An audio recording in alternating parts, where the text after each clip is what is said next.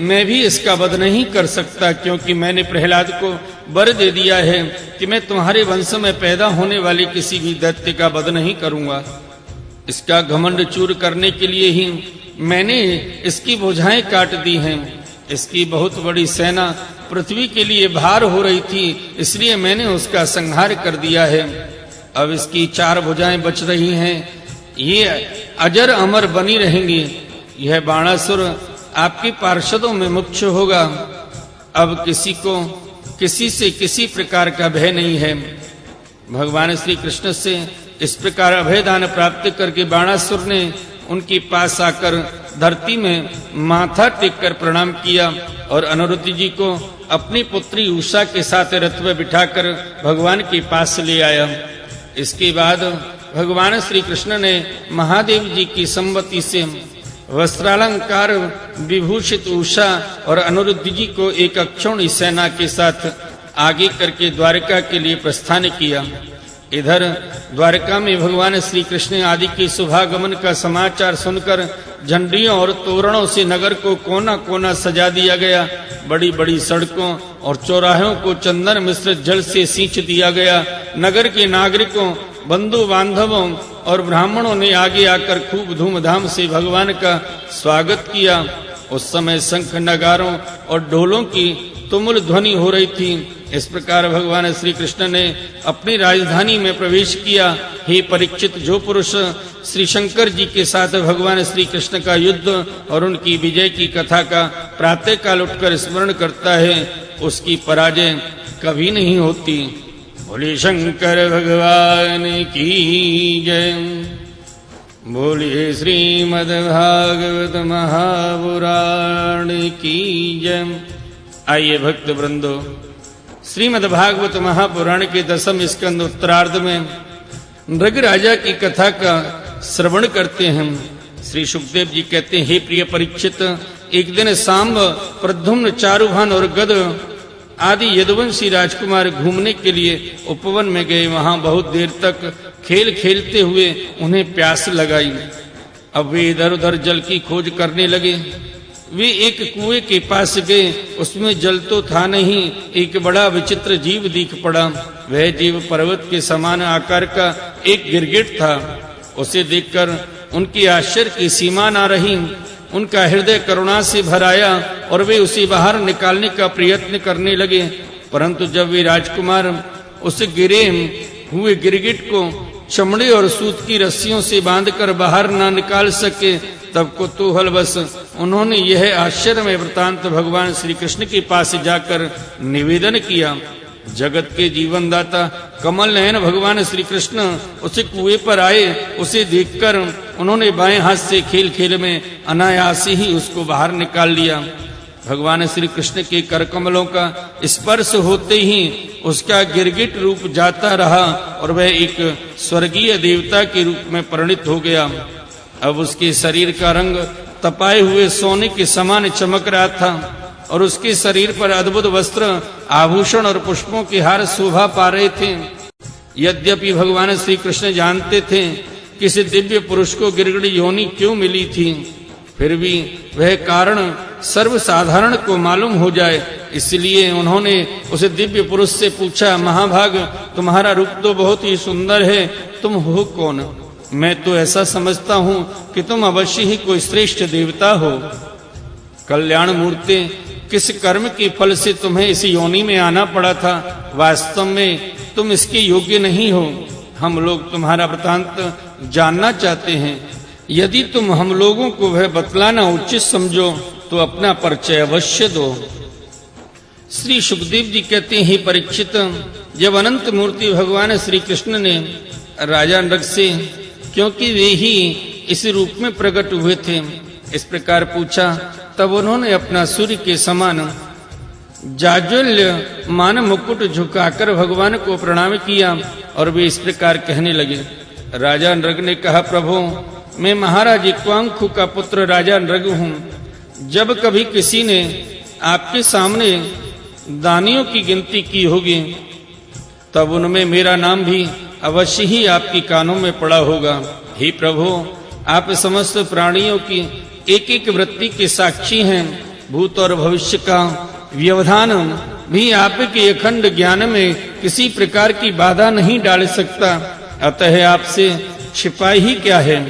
फिर भी मैं आपकी आज्ञा का पालन करने के लिए कहता हूँ भगवान।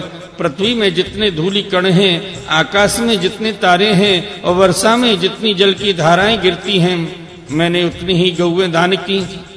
वे सभी गौएं दुधार, नौजवान, सीधी, सुंदर, सुलक्षणा और कपिला थीं। उन्हें मैंने न्याय की धन से प्राप्त किया था। सबके 7 बछड़े थे, उनके सींगों में सोना मढ़ दिया गया था और खुरों में चांदी। उन्हें वस्त्र, हार और गहनों से सजा दिया जाता था। ऐसी गौएं मैंने दी थी। भगवान, मैं युवावस्था से संपन्न श्रेष्ठ ब्राह्मण कुमारों को, जो सद्गुणी, शील संपन्न, कष्ट में पड़े हुए कुटुंब वाले, दम्भ रहित तपस्वी वेद पाठी शिष्यों को विद्या दान करने वाले तथा सच्चरित्र होते वस्त्राभूषणों से अलंकृत करता और उन गौओं का दान करता। इस प्रकार मैंने बहुत सी गौएं, पृथ्वी, सोना, घर, घोड़े, हाथी, दासियों के सहित कन्याएं, तिलों की पर्वत, चांदी, शैया, वस्त्र, रत्न, गृह सामग्री और रथ आदि दान किए। अनेकों यज्ञ किए और बहुत से कुएं, बावड़ी आदि बनवाए। एक दिन किसी अप्रतिग्रही दान देने वाले तपस्वी ब्राह्मण की एक गाय बिछुड़कर मेरी गौओं में आ गई। मुझे इस बात का बिल्कुल पता न चला, इसलिए मैंने अनजाने में उसे किसी दूसरे ब्राह्मण को दान कर दिया। जब उस गाय को वे ब्राह्मण ले चले, तब उस गाय के असली स्वामी ने कहा, ये गौ मेरी है। दान ले जाने वाले ब्राह्मण ने कहा, यह तो मेरी है, क्योंकि राजा नग ने मुझे इसका दान दिया है। वे दोनों ब्राह्मण आपस में झगड़ते हुए अपनी अपनी बात कायम करने के लिए मेरे पास आए। एक ने कहा, यह गाय अभी अभी आपने मुझे दी है, और दूसरे ने कहा कि यदि ऐसी बात है तो तुमने मेरी गाय चुरा ली है। भगवान, उन दोनों ब्राह्मणों की बात सुनकर मेरा चित्त भ्रमित हो गया। मैंने धर्म संकट में पड़कर उन दोनों से बड़ी अनुनय विनय की और कहा कि मैं बदले में 1 लाख उत्तम गौएं और दे देता हूँ। आप लोग मुझे यह गाय दे दीजिए। मैं आप लोगों का सेवक हूँ, मुझसे अनजान में यह अपराध बन गया है। मुझ पर आप लोग कृपा कीजिए और मुझे इस घोर कष्ट से तथा घोर नरक में गिरने से बचा लीजिए। राजन, मैं इसके बदले में कुछ नहीं लूंगा। यह कहकर गाय का स्वामी चला गया। तुम इसके बदले में 1 लाख ही नहीं, 10,000 गौएं और दो तो भी मैं लेने का नहीं। इस प्रकार कहकर दूसरा ब्राह्मण भी चला गया। देवादिदेव जगदीश्वर, इसके बाद आयु समाप्त होने पर यमराज के दूत आए और मुझे यमपुरी ले गए। वहां यमराज ने मुझसे पूछा, राजन, तुम पहले अपने पाप का फल भोगना चाहते हो या पुण्य का? तुम्हारे दान और धर्म के फलस्वरूप तुम्हें ऐसा तेजस्वी लोक प्राप्त होने वाला है जिसकी कोई सीमा ही नहीं है। भगवान, तब मैंने यमराज से कहा, देव, पहले मैं अपने पाप का फल भोगना चाहता हूँ। और उसी क्षण यमराज ने कहा, तुम गिर जाओ। उनके ऐसा कहने से ही मैं वहां से गिरा और गिरते ही समय मैंने देखा कि मैं गिरगिट हो गया हूँ। प्रभु, मैं ब्राह्मणों का सेवक, उतार दानी और आपका भक्त था। मुझे इस बात की उत्कट अभिलाषा थी कि किसी प्रकार आपके दर्शन हो जाएं। इस प्रकार आपकी कृपा से मेरे पूर्व जन्मों की स्मृति नष्ट न हुई। भगवान, आप परमात्मा हैं, बड़े बड़े शुद्ध हृदय योगीश्वर। उपनिषदों की दृष्टि से, अभेद दृष्टि से अपने हृदय में आपका ध्यान करते रहते हैं। इंद्रियातीत परमात्मा, साक्षात आप मेरे नेत्रों के सामने कैसे आ गए?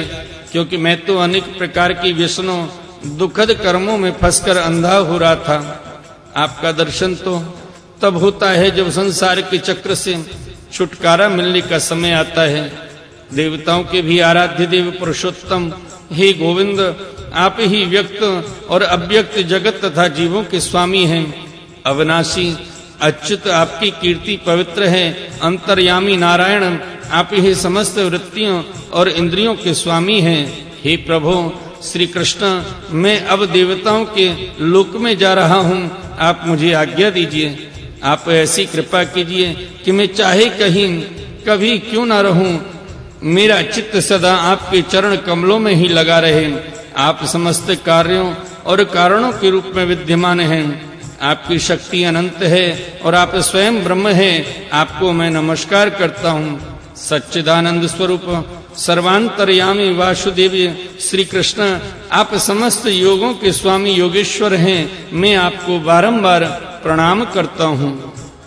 राजा नृग ने इस प्रकार कहकर भगवान की परिक्रमा की और अपने मुकुट से उनकी चरणों का स्पर्श करके प्रणाम किया। फिर उनसे आज्ञा लेकर सबके देखते ही वे श्रेष्ठ विमान पर सवार हो गए। राजा नृग के चले जाने पर ब्राह्मणों के परम प्रेमी धर्म के आधार देवकी नंदन भगवान श्री कृष्ण ने क्षत्रियों को शिक्षा देने के लिए वहां उपस्थित अपने कुटुंब के लोगों से कहा, जो लोग अग्नि के समान तेजस्वी हैं वे भी ब्राह्मणों का थोड़े से